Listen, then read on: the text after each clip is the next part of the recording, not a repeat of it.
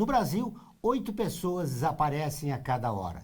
De 2007 a 2016, segundo dados divulgados pelo Fórum Brasileiro de Segurança Pública, foram 693.076 boletins de ocorrência por desaparecimento no país. Esses dados mostram uma triste realidade, ignorada pela população e principalmente pelos órgãos públicos.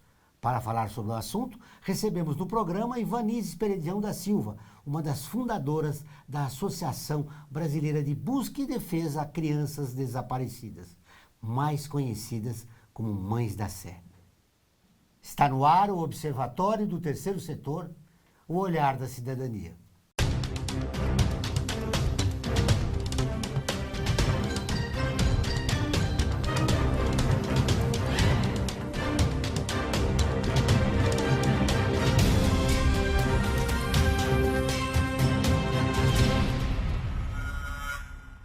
O Observatório do Terceiro Setor mostra pessoas que trabalham para a melhoria da sociedade, além de divulgar e interagir de forma comprometida com as organizações de interesse social. No Brasil, desaparecem 40 mil crianças todos os anos.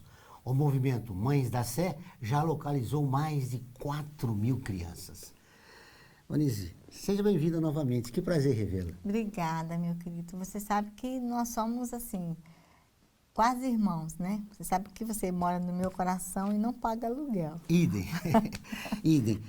Ivanise, é um número expressivo. 4 mil crianças que vocês ajudam a encontrar todos os anos. Olha, nós temos hoje 4.758 casos, né? Então, para mim, é uma conquista diária, né? E porque esse trabalho é um trabalho de formiguinha, né? Onde nós vivemos à mercê da própria sorte, porque ninguém quer saber de lidar com a causa do desaparecimento. O desaparecimento no país, ele continua sendo um problema invisível aos olhos da sociedade e principalmente das autoridades. Depois de tantos anos trabalhando na busca de crianças desaparecidas, por que você, como se atribui ao fato de nem o Estado, nem a população se importar com esse assunto? Olha, eu fiquei muito indignada há poucos dias atrás. Eu fui participar de um outro programa de televisão e estava presente uma desembargadora. E ela disse assim, que a polícia não era obrigada a investigar o desaparecimento, porque desaparecer não é crime. Eu disse para ela, quem foi que lhe disse isso? Pelo fato de se caracterizar que o desaparecimento não ser crime, as pessoas elas não têm noção dos crimes que estão por trás do desaparecimento, né? Que são o tráfico de órgão, o tráfico de pessoas, a adoção ilegal, crianças que são levadas para a exploração sexual, né? E são crimes muito graves e que as pessoas não param para pensar. As pessoas acham que o desaparecimento acontece por fuga do lar e uma coisa que é assim, a mais pura realidade.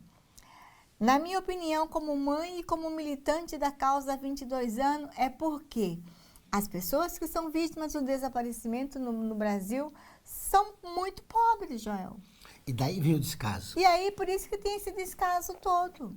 É por isso que não se fala no assunto, não se tem empenho em fazer alguma coisa para que essa realidade mude, porque são famílias de classes sociais muito baixas, muitas delas vivem abaixo da linha da pobreza, e é como se os nossos filhos fossem, e nós fôssemos invisíveis aos olhos da sociedade e das autoridades. Um dos problemas graves que você, nas várias entrevistas que você fez aqui com o Observatório, foi o fato de os agentes públicos, né, não tratarem o cidadão adequadamente quando um parente ou um filho desapareceu.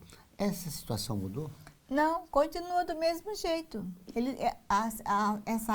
Essa situação, ela ainda prevalece até os dias atuais. Por quê? O policial civil, ele não está preparado para trabalhar, ele não foi qualificado para trabalhar com desaparecimento, né? Ele trabalhar de forma humanizada.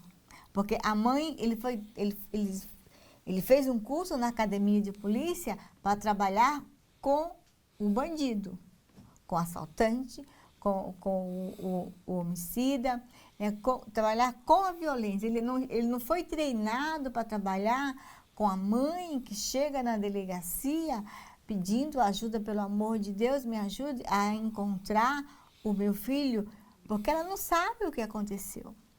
E aí, quando ela chega na delegacia, ela é tratada de forma desrespeitosa, discriminatória.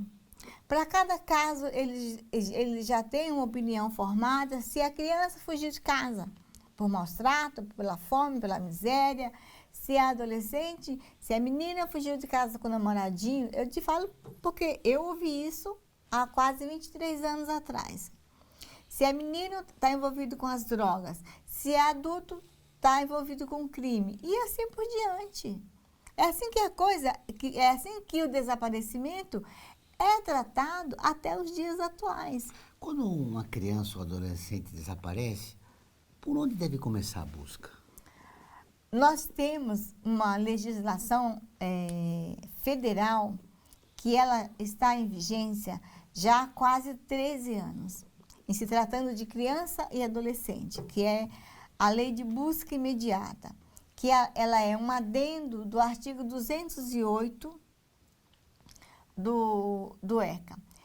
Ela é uma lei ela é bem pequenininha e ela é bem clara quando ela diz que a autoridade policial, além de fazer a ocorrência do desaparecimento, ela tem que notificar aquele desaparecimento imediatamente.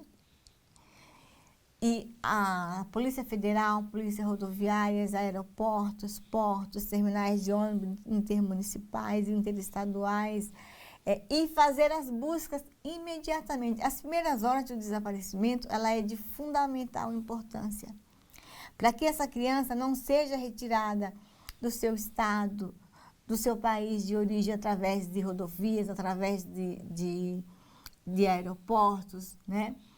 Porque não existe uma fiscalização. Qualquer pessoa, hoje, entra e sai do país com uma criança. Sem ser importunada. E a única coisa que a pessoa... A funcionária da companhia aérea pega é o documento daquela criança, entendeu? E compara com o que está descrito no bilhete aéreo e pronto, não existe uma fiscalização. Muito bem.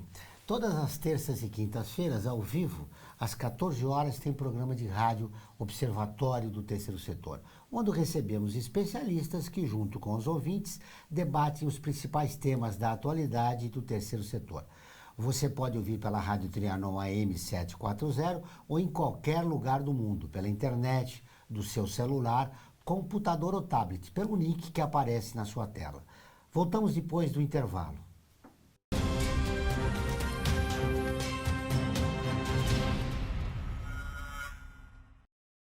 A FIA é muito mais que uma escola de negócios. É graduação, pós-graduação, MBA, mestrado e consultoria para empresas. Isso faz diferença. Conheça a FIA. Olá, eu sou Laura Gelbert, da ONU News. Notícias das Nações Unidas e do mundo você acompanha na página e nos programas do Observatório do Terceiro Setor, parceiro da ONU News. E para acompanhar diretamente a ONU News em português, acesse nossa página e redes sociais. Até lá!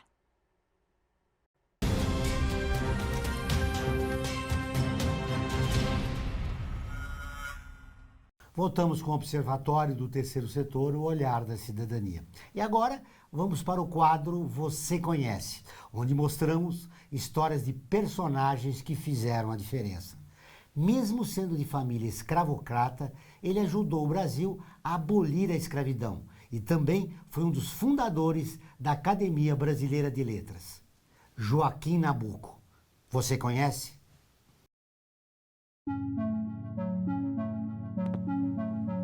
Joaquim Aurélio Barreto Nabuco de Araújo nasceu na cidade de Recife no dia 19 de agosto de 1894. Foi um político, diplomata, historiador, jurista, orador e jornalista brasileiro formado pela Faculdade de Direito do Recife. Foi um dos fundadores da Academia Brasileira de Letras. Na data de seu nascimento, 19 de agosto, comemora-se o Dia Nacional do Historiador. Mesmo sendo de uma família escravocrata, Joaquim Nabuco era defensor do fim da escravidão. A escravidão permanecerá por muito tempo como a característica nacional do Brasil, sentenciou na época. Em 1866, começou seus estudos em Direito na Faculdade de Direito de São Paulo, sendo colega dos futuros presidentes Rodrigues Alves e Afonso Pena, além do poeta Castro Alves e do jurista Rui Barbosa, com quem teria uma longa amizade. Em 1869, voltou para Recife, onde completaria o curso de Direito. Nesse ano, defendendo sozinho o escravo Tomás, que havia sido condenado à morte pelo assassinato de seu dono e, após ter sido preso por causa disso, ter matado o guarda. Nabuco fez uma defesa eloquente, conseguindo reduzir a pena para a prisão perpétua, e escreveu o livro A Escravidão, que, embora só tenha sido publicado póstumamente, começa sua longa carreira literária contra a escravidão.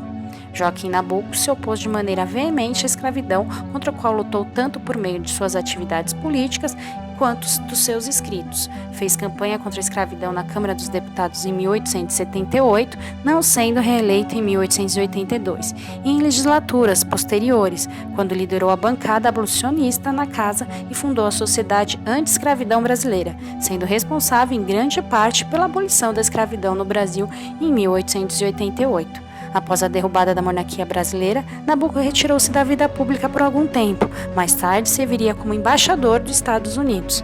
Nabuco foi um dos fundadores da Academia Brasileira de Letras, tornando o assento da cadeira que tem o patrono Maciel Monteiro. Entre os imortais, manteve uma grande amizade com o escritor Machado de Assis. Nabuco padecia de uma doença congênita, conhecida como policitemia vera, que lhe causaria a morte em 17 de janeiro de 1910. Faleceu aos 60 anos de idade em Washington, Estados Unidos, sendo sepultado no cemitério de Santo Amaro, na sua cidade natal, no Recife. No Brasil, é homenageado em várias cidades com nomes de ruas, avenidas e praças, além da Fundação Joaquim Nabuco no Recife. A Lei 11.946, de 15 de junho de 2009, instituiu o ano de 2010 como Ano Nacional Joaquim Nabuco. Em 2 de junho de 2014, o nome de Joaquim Aurélio Barreto Nabuco de Araújo foi escrito no livro de Heróis da Pátria, pela Lei número 12.988. Grande figura foi Joaquim Nabuco na história brasileira. Alguns especialistas e historiadores defendem que a escravidão ainda não acabou no Brasil. Você concorda?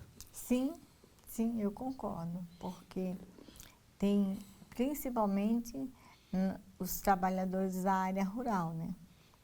Que trabalham na área rural, que ainda vivem nos dias atuais em regime de escravidão. São vítimas do trabalho escravo. São vítimas do trabalho escravo, né?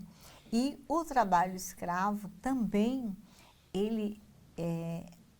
a gente indo por esse raciocínio, o desaparecimento também existe pessoas que desaparecem e que são levadas para o trabalho escravo, né? No caso do tráfico de pessoas, são mantidas em regime de escravidão, principalmente mulheres, onde elas são submetidas a manter relações sexuais com vários homens. Eu tive um caso em 2007 de uma garota, Joel, que ela foi levada para a Espanha com 17 anos.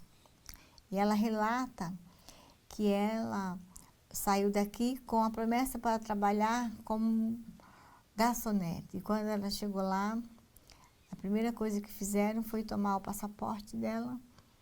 E ela já chegou lá com uma dívida, né? E ela era obrigada a se prostituir. A se prostituir e a se drogar. E muitas daquelas pessoas que a obrigavam a manter relações sexuais com ela, muitas delas não usavam preservativos, tanto que ela foi encontrada grávida e ela não sabia quem era o pai. Então, a escravidão, ela continua até os dias de hoje. São 370 mil pessoas aqui no nosso país que vivem na chamada escravidão moderna. Sim. São exploradas. Que é um absurdo, né? Sim. Agora, como é que conseguiram encontrar essa jovem? Nós conseguimos encontrá-la através de uma matéria que nós fizemos com uma emissora de televisão, cujo tema era o tráfico de mulheres, né? E aí nós mostramos o caso da Fernanda e no dia seguinte ela foi deixada no centro de Madrid e pediu ajuda para um policial e foi levada para a embaixada brasileira na Espanha e a emissora trouxe ela para cá. E a primeira providência que a família tomou foi desaparecer juntamente com ela, né? A mãe mudou de endereço, mudou de telefone, ela não quis falar do assunto, por mais que eu falasse para ela que ela não podia fazer aquilo, né, que ela tinha que denunciar, que ela não podia omitir essas informações, mas ela disse que o mais importante ela já tinha conseguido, que era resgatar a filha dela. Será que ela estava com medo dessa rede internacional de sim. pedofilia? Eles têm... Que envolve políticos, sim, advogados, profissionais sim, liberais. Sim, e assim, essa é uma realidade onde essas pessoas, quando elas fazem isso, elas têm todo o histórico familiar da vítima, né? Então, a vítima, ela vive sob constante ameaça. Se você tentar fugir, eu sei aonde a sua mãe mora, e aí cita o endereço da mãe, dos irmãos, e faz ameaça. Chantagem, né? Faz chantagem. E ela conta que todas as vezes que ela e as outras colegas que estavam com ela no mesmo ambiente, que elas eram trocadas de lugar, elas tinham os olhos vendados para elas não saberem para onde estavam sendo levadas. Que absurdo. Isso além de uma exploração, é um sequestro. Sim, e viviam em regime de escravidão, né? Trancafiadas ali, só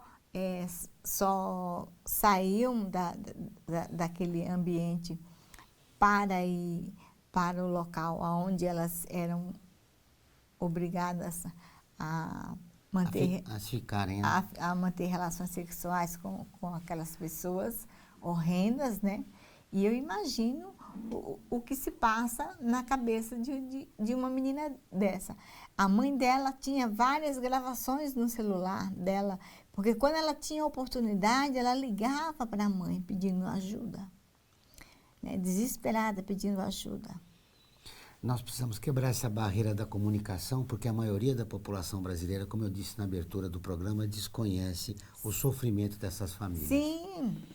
Saiba como adquirir computadores, notebooks, servidores e CPUs para você, sua empresa ou ONG por um preço justo, assistência técnica, garantia de 1 ano e ainda contribuir com o meio ambiente. Acesse observatoriotercetor.org.br, clique no banner Remaker.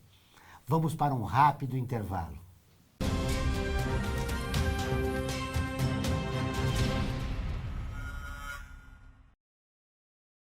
A FUNASP colabora com a USP nas relações entre fundações por meio de fóruns, simpósios, seminários, pesquisas e intercâmbio de informações, além do seu investimento na área social. Para melhores informações, entre no nosso site www.funasp.org.br. FUNASP, um marco entre o universo acadêmico e a sociedade.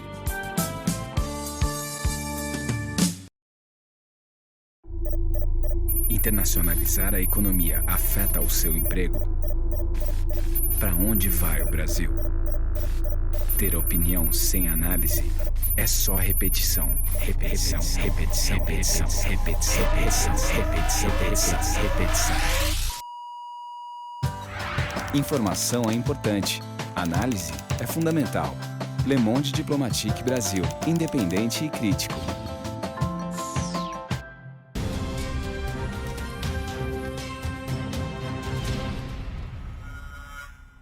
Estamos de volta com o Observatório do Terceiro Setor, o Olhar da Cidadania. Não esqueça, todas as quartas-feiras, às 17 horas, tem o programa Olhar da Cidadania na Rádio USP, com temas da atualidade e dos direitos humanos. Anote, todas as quartas-feiras, às 17 horas, na Rádio USP, em São Paulo, 93,7 FM e em Ribeirão Preto, 107,9 FM. Ivanice, é importante... Teve agora uma decisão da Justiça, que foi provocada pelo Ministério Público, que pode impactar agora, né, nessa questão das crianças e adolescentes desaparecidos. Para nós, Joel, isso é uma conquista muito grande, né? Porque é o primeiro Estado brasileiro a ser condenado a cumprir, a ser condenado e obrigado a cumprir e criar políticas públicas voltadas para o amparo às famílias que tenham desaparecido e fazer o que determina o artigo 87 do ECA, que ele lá, acho que, se eu não me engano, no inciso 4º, que tem que criar, que o município ele é obrigado a fazer a criação de políticas públicas e criar mecanismos de busca e localização para crianças e adolescentes desaparecidos. Isso é fundamental, porque as 48 horas de desaparecimento são cruciais, né, para o encontro da criança. Eu fui testemunha nessa ação, né? E eu fiquei muito feliz quando saiu a sentença, porque a juíza ela deu um prazo de 120 dias para o Estado e o município fazer a criação dessas políticas públicas e ainda obrigou o Estado a pagar um valor de R$2 milhões a ser depositado na conta do Fundo Municipal da Criança e do Adolescente. Por que no Fundo Municipal da Criança e do Adolescente? Porque esse fundo, ele patrocina vários projetos sociais. Então, esse dinheiro, ele vai para essa finalidade, para patrocinar, para financiar projetos sociais de entidades que são voltadas para a área da infância e a juventude. Essas políticas públicas terão que contemplar, primeiro, ajuda psicológica às famílias, pelo impacto do desaparecimento da criança ou do adolescente, treinamento dos servidores, né, do Estado, que não atendem bem nas delegacias de polícia, o familiar que foi registrar a ocorrência. Sim. E também estimula a associações como a sua, que lutam há mais de 20 anos para descobrir, né, ir atrás dessas crianças, né, atender as mães, atender todos os familiares que precisam, né? E assim, eu fico muito, muito feliz quando acontece uma coisa dessa, até por participar dessa ação civil. E quando a juíza me perguntou, porque eu fui testemunha no processo, o que o Estado fazia e o que o município fazia, ou se eles trabalhavam em conjunto, eu falei que não, né? E tinha vários representantes que são pessoas atuantes, por exemplo, Pastoral do Menor, Condeca, vários representantes da área da infância e adolescência que estavam lá como testemunhas desse processo, né? Apontando as falhas, o que o Estado não faz. O que você acha que ele deve fazer? Olha, na minha opinião, a primeira coisa que o Estado tem que fazer é capacitar os seus agentes policiais para trabalhar de forma humanizada com as famílias. né? Porque ele não foi preparado para isso. E quando uma mãe chega numa delegacia, ela é tratada de uma forma desumana, né? De uma forma, às vezes até de forma vexatória, né? A autoridade policial se aproveita da falta de informação daquela mãe. Quando ele diz para ela, volte daqui a 24 horas, ele sabe, Joel, que está cometendo crime de prevaricação. Mas aquela mãezinha não sabe. Quando ela vai na delegacia, ela já fez a sua busca isoladamente. Ela já procurou por todos os lugares possíveis e imagináveis. A delegacia, que seria o primeiro lugar, é o último que ela vai. E quando ela chega na delegacia, ainda é tratada dessa forma, entendeu? Então, a primeira coisa que tem que mudar é essa realidade. Preparar os agentes policiais para trabalhar com desaparecimento de uma forma humanizada. Criar uma delegacia especializada só em desaparecimento de criança. Muito bem. Agora, no resto da nossa entrevista, eu gostaria de falar da prevenção.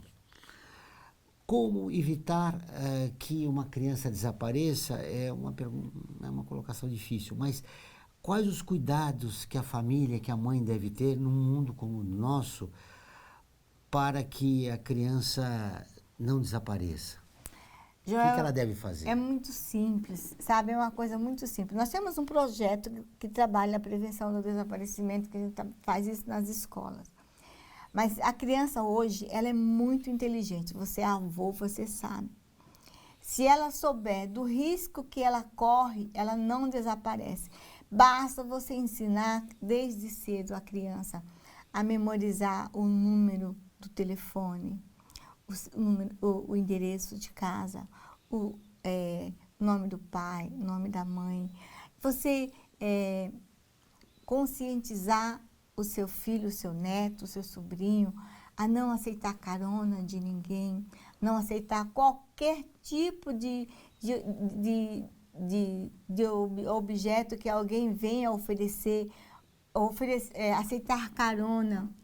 Porque as crianças que desaparecem, de fato, elas estão vivendo em situação de vulnerabilidade e elas não sabem dessas informações. E em relação às redes sociais, tem muita, é uma rede muito grande e as crianças e os adolescentes conversam com os amigos, com pessoas estranhas nas redes sociais. A rede social hoje, ela tem o seu lado benéfico e tem o lado maléfico, né? Nós, quando vamos dar palestra nas escolas, falamos muito dos cuidados que os adolescentes têm que ter nas redes sociais, até porque a gente já teve casos de meninas que foram vítimas de tráfico, porque conheceram pessoas nas redes sociais e acabaram fugindo de casa e se deram mal. E uma coisa que é muito grave também são as pessoas que usam fotos de crianças que não estão desaparecidas e colocam lá um telefone de uma pessoa estranha, coloca qualquer número de telefone. Eu recebo muito isso. Só que antes de eu tomar qualquer providência, eu ligo para aquele número de telefone. Às vezes é um telefone que nem existe. Eu não sei o que leva alguém a fazer uma barbaridade dessa. Porque o cidadão que faz uma coisa dessa, ele não tem noção do que é ter um filho desaparecido. Porque se ele soubesse, ele não faria uma brincadeira de mau gosto dessa. Muito bem. O desafio agora é estender o trabalho desses dois estados para o resto do país. Sim. Mas a gente teve avanços e o trabalho de vocês continua. Sim. Foi um grande prazer te rever. Parabéns novamente pelo seu trabalho. O prazer é sempre meu. Conta com o Observatório para divulgar todas as iniciativas das Mães da Sé. Obrigada. Você sabe que você pode contar comigo sempre. Muito bem. O programa do Observatório do Terceiro Setor dessa semana fica por aqui. Mas para continuar nos acompanhando, acesse o nosso portal observatorioterceirsetor.org.br. Lembrando que o Observatório é acessado em 173 países e atinge mais de 2,5 milhões de pessoas todos os meses. Voltaremos na próxima semana com o Observatório do Terceiro Setor, o olhar da cidadania. Até o próximo programa.